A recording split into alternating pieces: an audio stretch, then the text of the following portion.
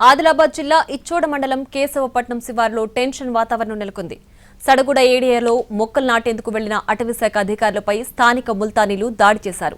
అక్కడి 52 సెక్టార్లలో అటవీశాఖకు చెందిన భూమిని ముల్తానీలు కబ్జా చేశారు. ఆ భూమిని స్వాధీనం చేసుకునేందుకు 3 రోజులుగా మొక్కలు నాటుతున్నారు. ఫారెస్ట్ సిబ్బంది, పోలీసు బందోబస్తు మధ్య అటవీ భూముల్లో మొక్కలు నాటుతుండగా ముల్తానీలు అడ్డుకున్నారు. ఇదే సమయంలో ఊరు చివర్లో కాపలాగా ఉన్న పోలీసులపై దాడి చేశారు. 40 మందికి పైగా స్త్రీలు, పురుషులు కలిసి కర్రలు, రాళ్లతో ఒక్కసారిగా తమపై దాడి చేశారని పోలీసులు చెబుతున్నారు. ముల్తానీల దాడిలో పోలీస్ సిబ్బందికి గాయపడ్డారు. ఇచ్చోడ పోలీస్ స్టేషన్కు చెందిన పోలీస్ వాహనం అద్దాలు ధ్వంసమయ్యాయి. గాయపడిన 3 పోలీస్ సిబ్బందిని రిమ్స్ ఆసుపత్రికి తరలించి చికిత్స అందిస్తున్నారు. విషయం తెలుసుకున్న ఎస్పీ అఖిల్ మహాజన్ ఇచ్చోడకు చేరుకున్నారు. దాడి వివరాలను అడిగి తెలుసుకున్నారు ఎస్పీ.